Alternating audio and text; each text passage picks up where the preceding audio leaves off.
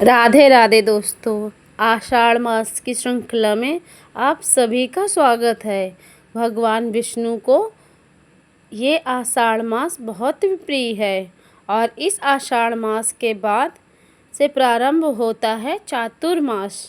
तो चलिए आषाढ़ मास की सुंदर सुंदर पौराणिक कथाओं का श्रवण करते हैं।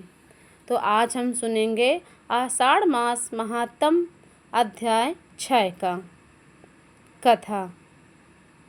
आषाढ़ मास के महात्म में आप श्री ब्रह्मा जी के मुख से तीर्थों के महत्व और उनके महत्व का वर्णन सुन रहे हैं। आप रसपान कीजिए आषाढ़ मास महात्म के 6वें अध्याय का, जिसमें देवर्षि नारद के पूछने पर श्री ब्रह्मा जी क्षुधा तीर्थ और अहिल्या तीर्थ महात्म का वर्णन कर रहे हैं। श्री ब्रह्मा जी कहते हैं, नारद क्षुधा तीर्थ का वर्णन करता हूँ, चित्त होकर सुनो। यह परम पुण्यमयी तीर्थ मनुष्यों के समस्त मनोकामनाओं को पूर्ण करने वाला है। पूर्व काल में और एक कण्व नाम के एक महर्षि हुए। वे वेदाओं के श्रेष्ठ तपस्वी ज्ञाता थे। महर्षि कण्व भूख से पीड़ित होकर अनेकों आश्रम में घूमा करते थे। एक दिन वे गौतम के पवित्र आश्रम में आए। वह आश्रम अन्न और जल से संपन्न था। अपनी को क्षुधा से पीड़ित अर्थात भूख से पीड़ित और गौतम की वैभवशाली देखकर कण्व का मन विरक्ति से भर गया। वे सोचने लगे, गौतम भी एक श्रेष्ठ ब्राह्मण है और मैं भी उन्हीं की भांति तपोनिष्ठ हूँ।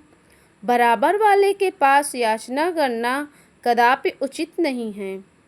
अतः यदि मैं भूख से व्याकुल हूँ और मेरे शरीर में पीड़ा हो रही है, फिर भी गौतम के घर मैं भोजन नहीं करूँगा।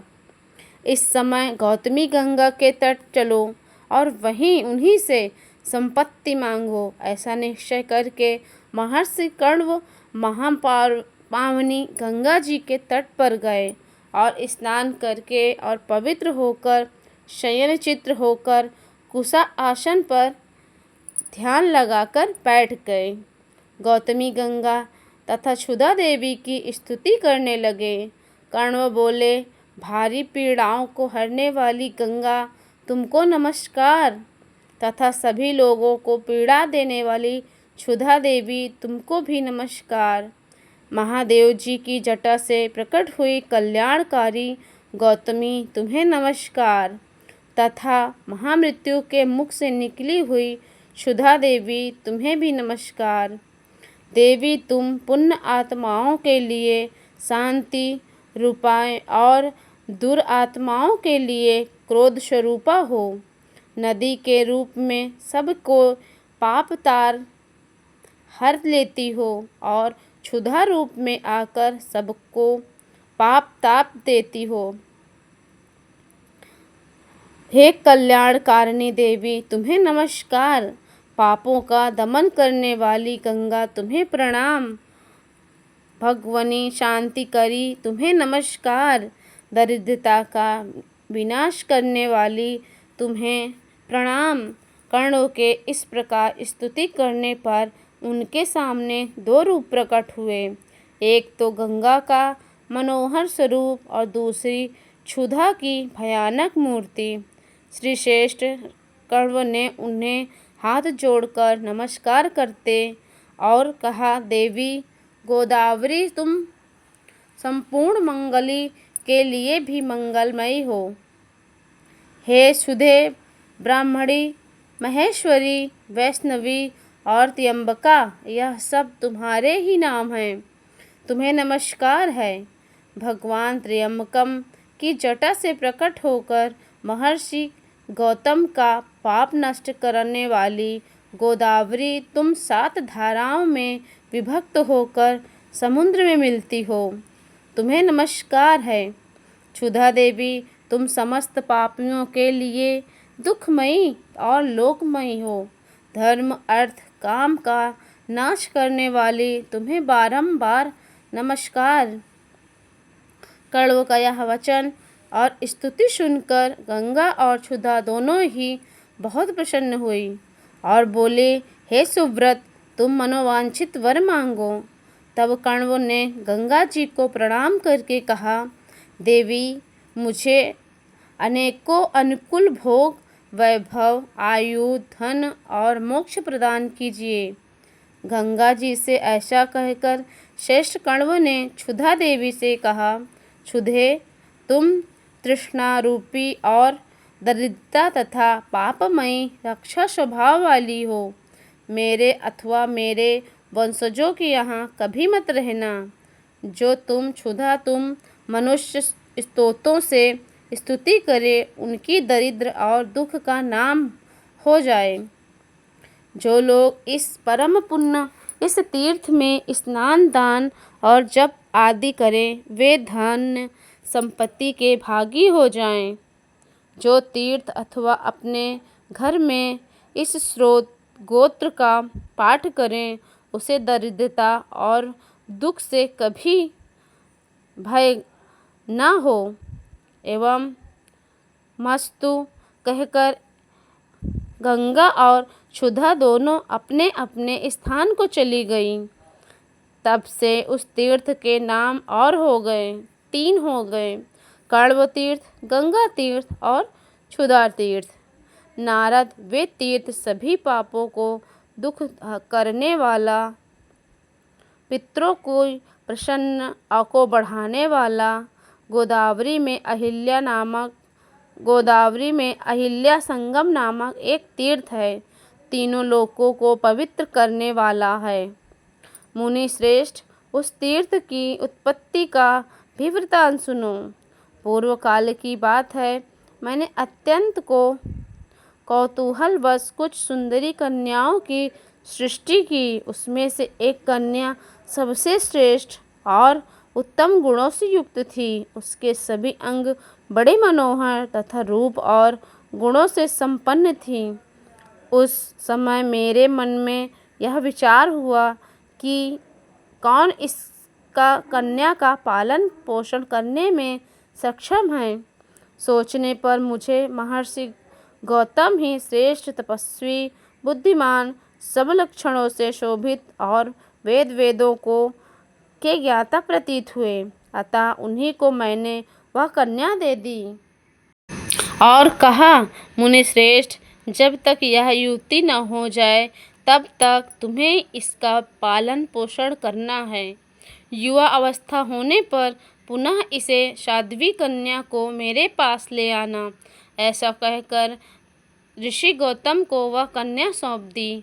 गौतम अपने तपोबल से निष्पाप हो चुके। उन्होंने विधि पूर्वक उस कन्या का पालन पोषण किया और युवती होने पर उसे वस्त्र आभूषणों से सुसज्जित होकर मेरे पास ले आए। उस समय उनके मन में कोई विकार नहीं था। अहिल्या को देखकर इंद्र, अग्नि और वरुण आदि सभी देवता बारी बारी से मेरे पास आए और कहने लगे, हे सुरेश्वर, ये कन्या मुझे दे दो। इंद्र का तो उसके लिए विशेष आग्रह था। महर्षि गौतम की महत्ता, गंभीरता और धीरता का विचार करके मुझे बड़ा विस्मय हुआ। मैंने सोचा, ये सुमेकित कन्या गौतम को ही देने लायक है और किसी को नहीं, अतः मैं उन्हीं को दूंगा। ऐसा निश्चय कर मैंने देवताओं और ऋषियों से कहा, ये सुंदरी कन्या उसी को दी जाएगी जो सारी पृथ्वी की परिक्रमा करके सबसे पहले यहाँ उपस्थित हो जाए। दूसरी किसी को नहीं मिलेगी। मेरी बात सुनकर नारद सभी देवता अहिल्या की प्राप्ति के लिए पृथ्वी की परिक्रमा करने चले गए। इसी बीच में कामधेनु सुरभि बच्चा देने लगी। वे बच्चा का आधा शरीर भी निकला था। ऐसी अवस्था में गौतम ने उसे देखा तो उसी को पृथ्वी भाव से देखते हुए उनकी परिक्रमा कर डाली। साथ ही उन्होंने शिवलिंग की भी परिक्रमा की। इसके बाद सोचा संपूर्ण देवताओं ने संपूर्ण पृथ्वी की एक भी परिक्रमा पूरी नहीं की और मेरे द्वारा 2 परिक्रमाएं पूरी हो गई। ऐसा निश्चय करके वे मेरे पास आए और मुझे प्रणाम करके बोले, कमलासन विश्वासन, आपको बारंबार नमस्कार। हे ब्रह्मांड, मैंने सारी वसुधा को प्रदक्षिणा कर ली है। मैंने ध्यान के द्वारा सब बातें जानकर गौतम से कहा, ब्रह्मर्षि, तुम्ही को यह कन्या दी जाती है। वास्तव में तुमने पृथ्वी की परिक्रमा पूरी कर ली। जो वेदों के लिए भी दुबोध हो, उनका स्वरूप तुम जानते हो। गाय आधा प्रसव कर चुकी हो, 7 दीपों वाली पृथ्वी के समान तुल्य हैं। उनकी परिक्रमा यदि कर ली जाए तो समुची पृथ्वी की परिक्रमा हो जाती है। शिवलिंग प्रदक्षिणा का भी यही तुल्य है। उत्तम व्रत का पालन करने वाले गौतम, मैं तुमसे धैर्य, ज्ञान और तपस्या से अत्यंत संतुष्ट हूँ। ऐसा कहकर मैंने गौतम को अहिल्या सौंप दी। उन दोनों का विवाह हो जाने पर देवता लोग पृथ्वी की परिक्रमा करके धीरे धीरे आने लगे। आने पर सबने अहिल्या के साथ गौतम का विवाह हुआ देख इससे उन्हें बड़ा आश्चर्य हुआ। अंत में सभी देवता स्वर्गलोक को चले गए, परंतु इंद्र के मन में इस समय बड़ी ईर्ष्या हुई। मैंने प्रसन्न हो हैं कर ऋषि गौतम को रहने के लिए ब्रह्मगिरि प्रदान किया, जो परम पवित्र, समस्त अभिलक्षित वस्तुओं को देने वाला तथा मंगलमय। मुनिश्रेष्ठ गौतम वहाँ अहिल्या के साथ विहार करने लगे। इंद्र ने स्वर्ग में गौतम की पवित्र कथा सुनी तथा मुनि को, आश्रम को तथा उनकी पत्नी अहिल्या को देखने के लिए वे ब्राह्मण का वेश धारण करके आ गए।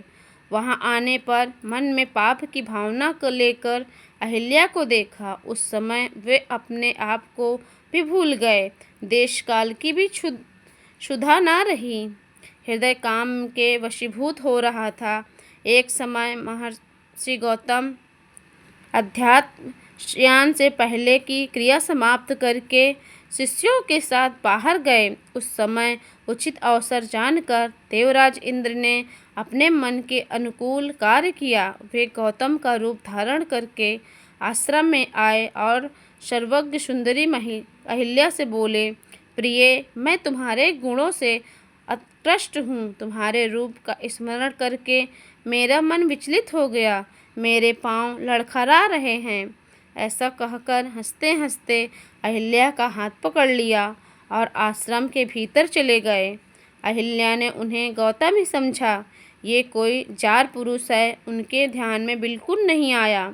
वे इंद्र के साथ सुखपूर्वक रमण करने लगी। इतने में ही ऋषि गौतम पुनः अपने शिष्यों के साथ वापस लौट आए। प्रतिदिन का ऐसा नियम था कि जब वे आश्रम में आते तब वो प्रियवादिनी अहिल्या आगे बढ़कर उनका स्वागत करती, प्रिय लगने वाली बातें करती और अपने सद्गुणों से उन्हें संतुष्ट करती थी।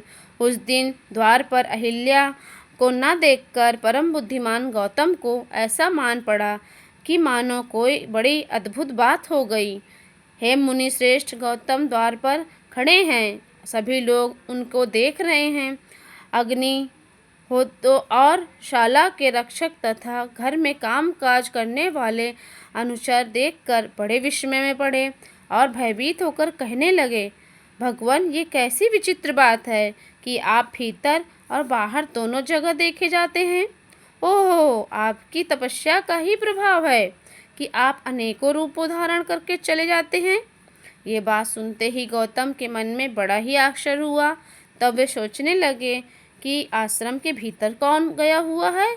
उन्होंने पुकारा, हे अहिल्ये, हे अहिल्ये, आज तुम मुझसे बोलती नहीं क्यों नहीं हो।